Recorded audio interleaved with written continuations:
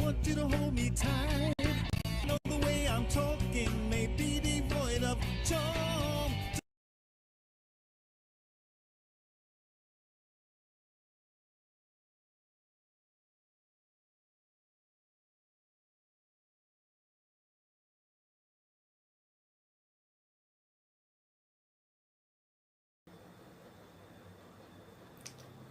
Okay, we're gonna try this again. We're gonna keep trying until we get it right.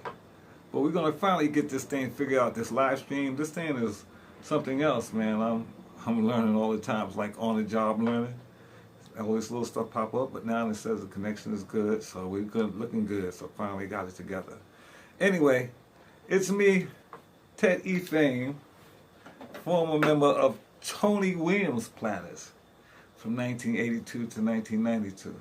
And I'm here continuing my live stream with you guys. I'm trying to get to know all you people out there.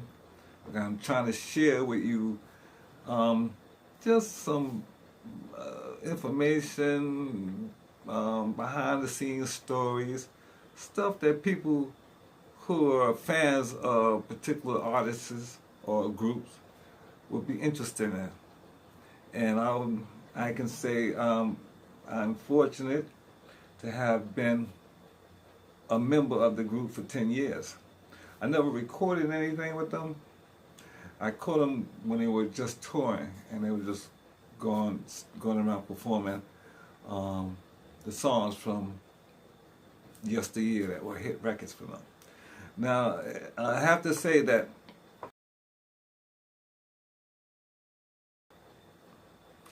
generation of replacement singers that had come and gone through the group, because I'm the second tenor. I think I took the place of, who was the second tenor group?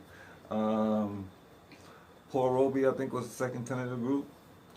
So I'm actually taking the original second tenor spot.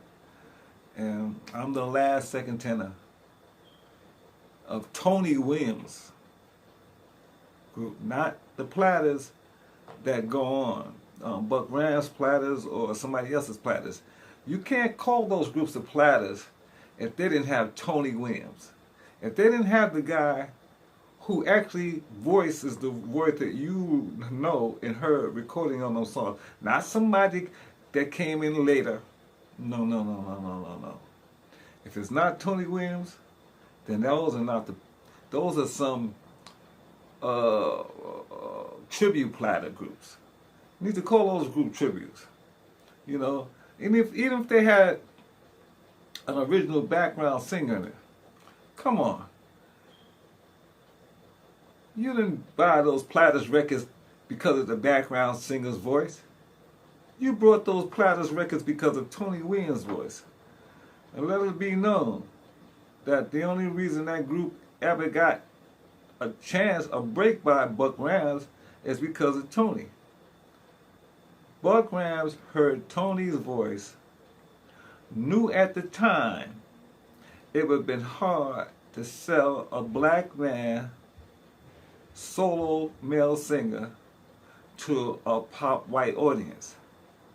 It would be more receptive in a group. And Buck was even thinking further. He said, let's even tame it down even more and add a girl to the group to really make it more palatable. And as you can tell, it worked. And Tony then went on to record a lot of songs. Well, as with all groups, when you don't take care of the business end, you squabble about money because nobody knows who's going to be a hit and who's not. You know, so everybody's taking a chance in the beginning. Everybody's like all in because they don't know if this thing is going to work or not. Chances are it's not going to work. How many groups, you know, through the years, you know, that formed and thought there was going to be the next whatever and turned out to be nothing. So it's all a long shot. So by that, the chance that they actually were successful was a miracle on its own, you know. So, you know, it is what it is, as they say. You know, nothing is sketched in stone, and everything is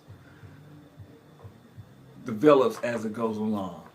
And life is a lesson. It's a lifelong lesson. And I must say, even with the 10 years that I was in the group, I learned more about the music business than I ever thought I knew before I joined that group. And before I joined the group, you couldn't tell me I didn't know nothing about the music business because I thought I knew everything. But that goes to show you, experience is the best teacher. And I do realize that. Um, yeah, so I was telling you how I joined the group. I think I stopped at speaking about meeting the manager of the group at a copy shop where I was working as a Xerox copy maker. I would make the Xerox copies for people who needed copies at the time. They didn't have a lot of stuff. Is so look, back in the 80s, things was a lot different than now. All the stuff that we take for granted and convenience wasn't convenient back then. You had to go out and get all those things done. You know, movies, you had to go to the video shop to rent videos or DVDs back then at the time. You know, you didn't have Netflix and all the stuff that you have now. So, you know, life has changed. So back then, yeah, I worked at a copy shop. What was the name of that copy shop I worked at? I know it was owned by Dana Matthau, Walter Matthau's nephew, actually owned the copy center. And it was on 8th Avenue and 56th Street. And it's also funny that Tony and his wife Helen lived on 8th Avenue and 57th Street. And at that time, Helen had become the manager of the group. So she was the one who actually came into the store to get the copies made.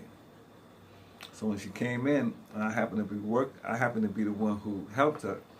And as I was making the copies, as I said, I had to proofread it. And it said, wow, the Platters. And I was like, wow, is that the group? You know, it made Smoke Gets in Your Eyes and what was the other one that I knew at the time? Oh, The Great Pretender. And we're talking, and I informed her that I was a singer, looking for my big break like all other singers, and she said she'd keep me in mind. And then sometime later, she came back by. I can't remember how long later, no more than a couple of weeks to a month. And she said one of the singers was leaving the group, and they needed a replacement. And she remembered me and wanted me to come out to an audition. And like I said, I told her that I was singing around the city at the time, doing what they call open mics. Did they call them open mics back then? I can't remember if they called them open mics back then. But back then, what they had was a piano player, and you would give him the sheet music, and you would go up and sing a song. And I became a little popular around the circuit. It was a circuit of those places. You can go through the city like almost every day of the week. There's a spot here, there, or someplace else in the city, uptown, downtown, that you can go to for those open mics. So I started getting popular doing those places. So now this particular open mic was on 54th Street between 7th and 8th. Oh no, I'm sorry, between 8th and Broadway. And that was right across the street from Studio 54, the famous Studio 54. So and I do remember this spot. It was a little Irish bar. It was called a Ye Old Triple N. It might still even be there. Little Irish pub spot. And I think every Tuesday and Wednesday they would have the little piano player come in, and they would have the open mic and people would come in and sing. So I told her that I would be singing there that following night, and for the invite to come down to see me actually sing in front of a live audience, so she can actually see me perform instead of just singing an audition. And she came down with the road manager, and they saw me sing, and she was impressed. And I think she was more looking for, she liked my energy and my youth, because I was 22 at the time. And everybody in Platters was like in their 40s or older, right? So they had years on me, 20, 30 years on me. So, and I was a second tenor. I was a tenor, so I fit the voice they were looking for. And I was young. And I think that youthful energy was something that she was attracted to. So she said, the job is mine, if I wanted it. We had a show coming up in a week in Englewood, New Jersey, at the Civic Center. I think it was. Is it there? Civic Center probably was. I think it was Civic Center. It was like either a 5,000 seater, and we were on a show with the Del Vikings, and who else? I think Benny King was on that show, and I think Little Anthony and the Imperials was on that show. Little Anthony and the Imperials was on that show. So when we do shows like that, we only do the hits. So we only do like 20 minutes. Yeah, 20 minutes the most, because we're only doing the hits. And it's multiple acts. Normally when we do an hour plus show, we're the only act. And it's like our tour. But when we do these little shows with other acts, we only do the hits, because everybody does their hits. And that's one of those shows where we did that. So I didn't have to learn that many songs. And I'm only singing background. I had to learn the dance routines. So I had about a week to learn all that stuff, you know, the songs and background. But I'll tell you what, the good thing about the music from the 50s is that all the backgrounds and stuff for each song is similar. The only thing you have to do is know your vocal part.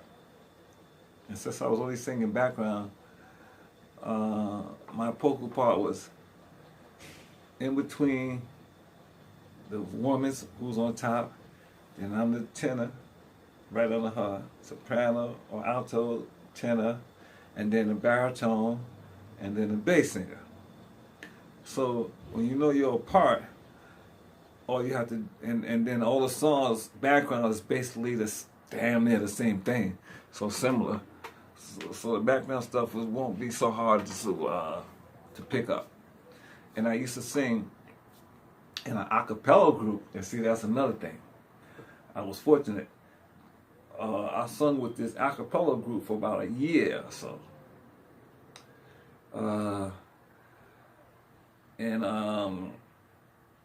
That got my ear. It helped me train my ear to be able to hear the notes, my part, and be able to how to blend my voice. So by the time I joined the Platters, I was already versed at hearing harmonies and singing background parts. So when they gave me my parts, it was easy. I got my part. It's like, man, what's the next song? Oh, that's simple. What's the next song? Oh, that's even easier. So background stuff was easy. And the steps wasn't doing no Temptation steps. This is the 50s. Temptation came out in the 60s. So it was basically the two-step, side to side, you know, hand swinging, you know, simple stuff. If you see some of the videos or some of the pictures, you can see.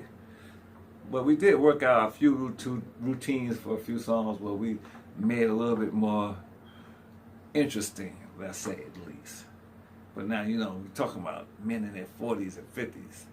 I'm the young kids in my 20s, so they ain't gonna be doing no really like incredible dance routines. You know what I'm saying? Let's keep it 100. You know, so it's basic stuff, but it looked good. And, you know, we were all in our tuxedos, dressed in tuxedos and stuff. You know. Yeah, so we did that gig in Englewood, New Jersey. Now here's a funny thing. I haven't told anybody this story, but I'm gonna share it with you guys because it's crazy funny. That was the first show we did. Okay, now remember, before I joined the Platters, I was just in little local bands, playing in the neighborhood or in the tri-state area, New York area. So, you know, we ain't playing for no large amount of people. Probably the most people I played for at one time was probably 50. And we thought that was like incredible. A small club, about 50 people. Now here I am on stage with the Platters at the Civic Center. 5,000 seater. Sold out show. So that means all the seats sold out, right? Now this is how it works. So we go in that day for a sound check. So on the sound check, all the house lights are up. So you can see the whole arena. You can see every corner. You can see everywhere, right? So you can see everything, right? And you can see how big the place is. I'm like, damn, look at all of this. And there's people going to be sitting all up there and stuff too. Wow, they're going to be sitting all up there. Wow, right? So we got this on. Everything was cool. Come back that night for the show. Place sold out, buzzing. The house lights are down, so the stage lights are up. So this is how it works. When you're on stage and the house lights are down, the furthest you could probably see out is probably about 10 to 15 rows deep. But you can feel people like on top, you can just feel the presence of all these people, but you can only see up to like the 10 or 15 row, but you can feel everybody there, and it almost feel like you're in a fish tank, and everybody's looking at you. So I got what they call stage fright. Yes, I got it, stage fright. Is that what is that? Somebody trying to send me something? Chat? Yeah, I got a stage fright. And what had happened was I forgot. My mind went blank. And I forgot everything. And when I say everything, I mean everything. I forgot the steps. I forgot my background parts. It felt like my whole mind just went blank. So when we was on that stage performing, man, I froze. I ain't gonna lie. I ain't gonna lie, I froze. But the singer to my left, Ricky, he told me, don't look up. Just look at his feet. And watch his feet and listen. And when you hear your part, come back in. So I didn't look up. I just kept my eyes on his feet. I started like this, and then it started coming back, and then I started hearing my note, and I went up and I started singing my part, but I wouldn't look up. I just kept my head down and I was singing like that. Thank goodness we only had to do like 4 or 5 songs, so I got through those 4 or 5 songs, right? And the funny thing was, I thought they was gonna be mad at me. Everybody was laughing their ass off and calling me a rookie and saying, "Don't worry about it, Rook. It happens to the best of them. We all went through that at one point." kind of made me feel a little better. But man, shit, I never thought I could feel that scared in my life. And I don't know why I was scared. I was scared to fuck up, and I fucked up. Okay, all those eyes look at me, and the reason I froze because I was scared to fuck up. And what did I do? Fuck up. All right. So once I got over it, by the time we did our next show, I was a hell of a lot more comfortable. I didn't freeze up. Remembered all my parts. I was doing the dance steps correctly. Yeah, it was going good. So that first show, yep, that first show, Inglewood, New Jersey. And the funny part was, I'm Benny King. I'm on the stage. I'm on the show with all these other artists, these great people. I was embarrassed to go backstage after that and look at those people who all saw me freeze up there. But like I said, they called me the rookie.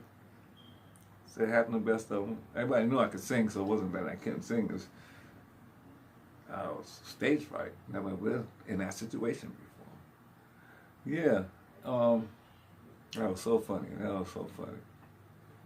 It reminds me of going back before the Platters, with that a cappella group. Just before I joined the Platters, we had gone to the Apollo to do the amateur night. And the amateur night thing wasn't on TV yet. But it was still doing it every, what was it? I think it was every Tuesday or Wednesday night. It was either every Tuesday or Wednesday. Or Tuesday night you go down to audition. And then if you pass the audition, they put you on the show Wednesday night. I think that's how it went. And we got the nerve up to go on amateur night at the Apollo. And we had, because we've been singing around the city, how many of us? Shep, Tommy, other guy, what's his name? Other guy, and me. So it's 4 of us.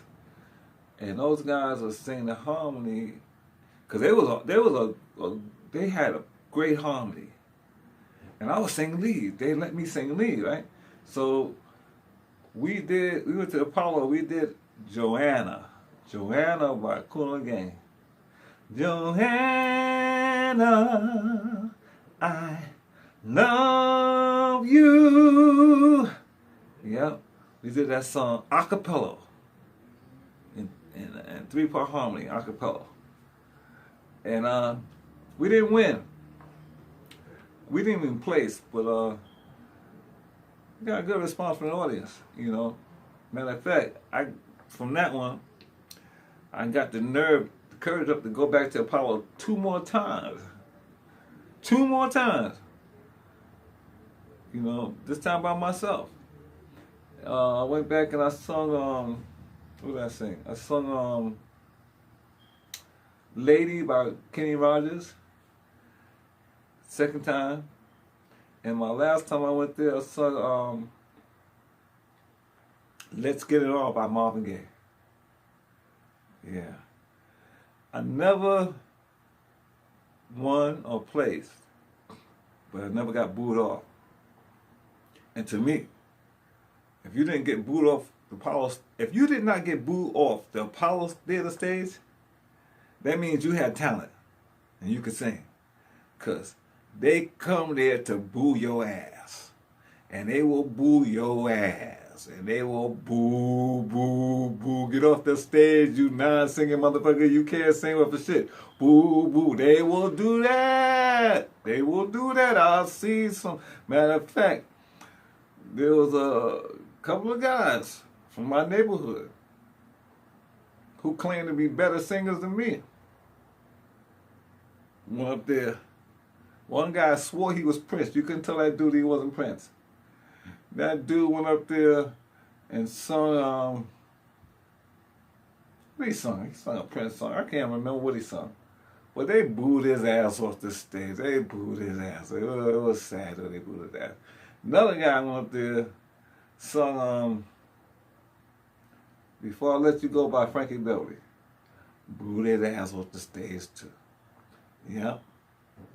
And I think all these guys, they will claim they're better singers than me, but got booed off the power stage. And I made it through my songs. Every one of my songs I sung, I made it through. Didn't win, but I didn't get booed off. So that was an accomplishment enough for me. I thought that gave me the confidence to feel that. Just keep it going, keep working hard, and things will happen. So by the time the Platters came along, I felt that I paid my dues and I was ready, to go to that next level. And that next level was being a member of the Platters. And man, I remember when they hired me and we had to go get my tuxedos. They took me to the tuxedo place so we can get fitted for my tuxedos for the show, for the stage. I remember, hope you'll hurt me. I remember having to go and get my passport. Sound like somebody's getting the ambulance. They're loud as hell around here too, huh? What's going on? Right in my neighborhood. Oh yeah, so what was I? Oh yeah. And I had to get my passport. Never had a passport. Now you gotta think of this. Before I joined the Platters, never really traveled nowhere. Besides going down south to my grandmother, who lived in South Carolina, and New York.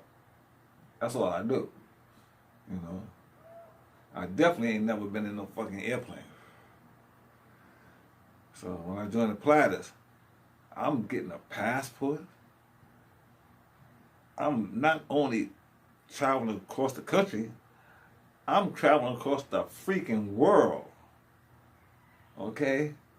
Japan, Europe, the Caribbeans. Man, wait till we can. I'll tell you about all those. Well, I made some videos about a lot of those tours, and some specific tours on these videos I made. When you go to my channel, you'll see. I specifically talk about certain tours and what we did on those tours. But yeah, man, those tours changed my life because I don't think I would be in the music business today if it wasn't for the Platters. Because once I got a taste of being a professional entertainer and being on shows with people who I heard on the radio, never thought I would be sharing a stage with them. And there I am on stage with them. Hey, you never know what life will give you. All you gotta do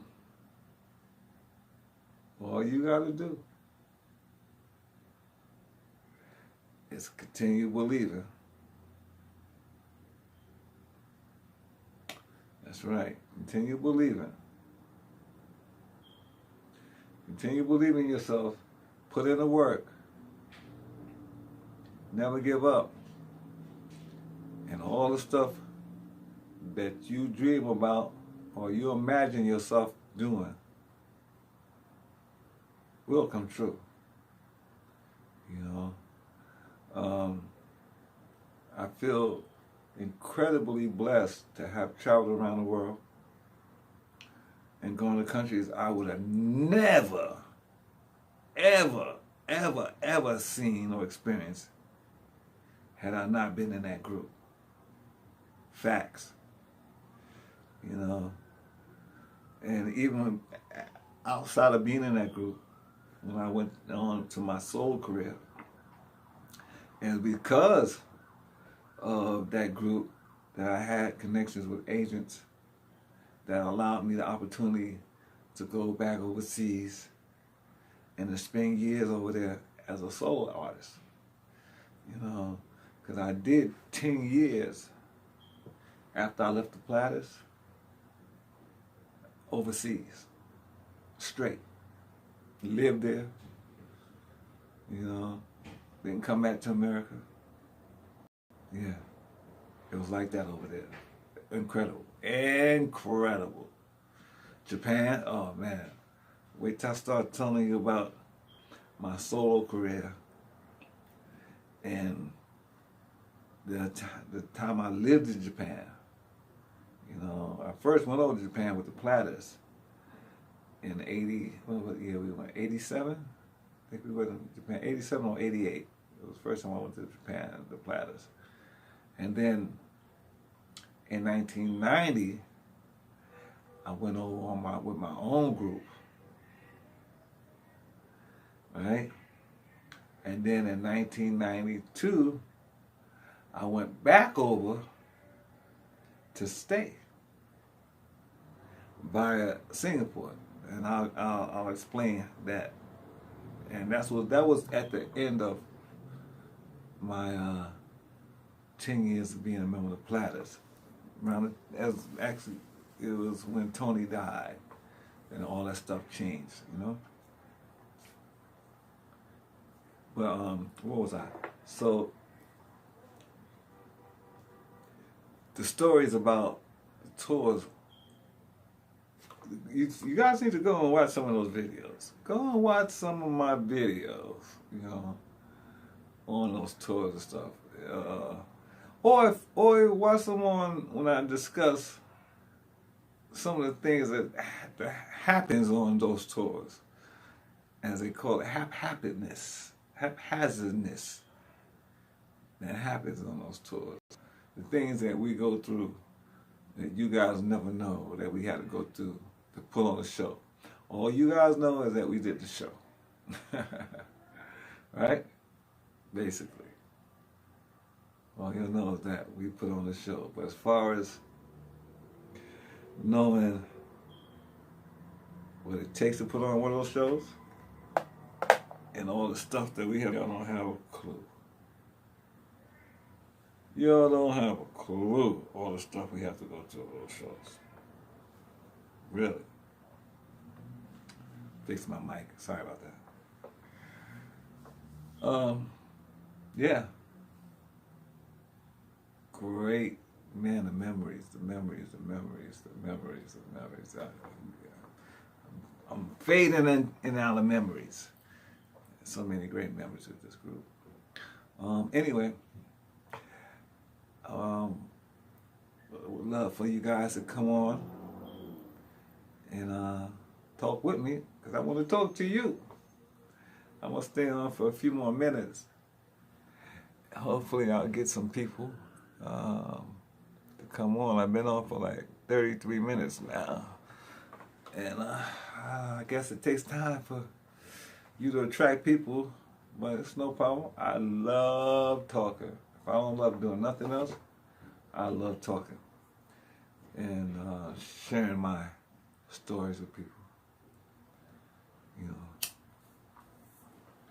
it's good to share stories with people. It's good to talk about life, especially if you have an interesting life. You know, I read a lot of biographies and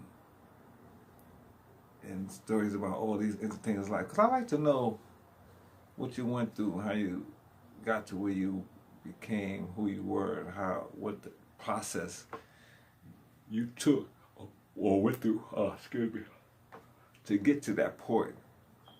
All that stuff is very interesting. I watch everybody. Matter of fact, I was just watching something on David Ruffin, his life story, and I learned some stuff about David Ruffin. I know. You know, a lot of these guys, man, they were singing since they were little baby kids. You know, they was groomed. This dude was making records at 14 years old. He was singing in the church at fucking 7, 8 years old. No way. I've been singing in no church at no 7 years old, making no records at no 14 years old. You know, I didn't start recording for myself until I was like in my late 20s. You know? Well, actually, no, I was lying. I forgot. I did some recording with one of my bands, Transcendent. No, Fame and Fortune, the first Fame and Fortune band, the original Teddy Fame and Fortune band that I formed right after my first band, Transcendence, broke up. Transcendence was the first band I created when I graduated high school, 18 years old. That band lasted for like a year, and then after that, that was in '78. In '79, I created Teddy Fame and Fortune Band, which is a band that I took in the studio. No, I'm sorry, it wasn't '79. I think I formed that band in '81. Fame and Fortune was in '79. See, I'm messing up. I graduated from high school in '78. Fame and Fortune around in '79, '80. Transcendence was around '79, '80. And then Fame and Fortune, Teddy Fame and Fortune around 81, 82. 81, 82.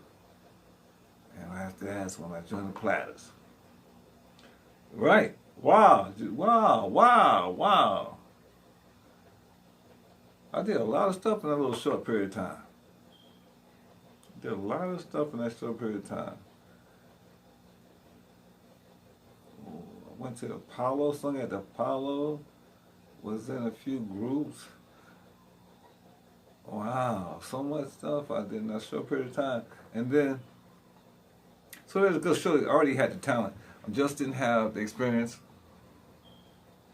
or the professionalism, which I got all that from being a member of the Platters. So my end of my run with the Platters, man, I was seasoned. I was a seasoned performer. I was a seasoned entertainer. I could sing to anybody, you know, because we have sung for everybody. You know, travel over the world, sung for everybody. So I was a seasoned performer by the time I left the Platters in '92 and went solo. You gotta go back and listen to some of my CDs on my channel. Go to Teddy Fame Fortune. Go to Teddy Fame, formerly of the Platters channel. Yeah, by the way, don't forget to like and subscribe. Like, subscribe, and comment on that page, on that channel when you get there. Yeah, and listen to some of my songs, my recordings. I got like 3 CDs and a bunch of singles. Right. Yeah, so check them out. Oh, why am I yelling so much? It's not even late. It's not even 4 o'clock. What time is it? 3 something? 3:30 something? So this is about long enough, so I'm gonna end this one right now. I'll keep coming back every couple of days, so I'm gonna do my next one. What's this? I'm gonna do it like every 2 days. So I did one on Tuesday, today's Thursday, it's Friday. I'll do my next live on Saturday. Saturday would be the 12th, being that this is the 10th. So my next live will be on Saturday the 12th. Okay, so once again, Teddy Fame, former member of Tony Williams Platters from 1982 to 1992. And I'm just here talking to you guys and sharing stories about my career and about my time spent as a member of the Platters. Great memories. Great memories. Yeah, so I'm going to end it right here. And until next time, I'll talk to you again. Bye now. There's my glasses. I want to make sure I didn't mess up something here.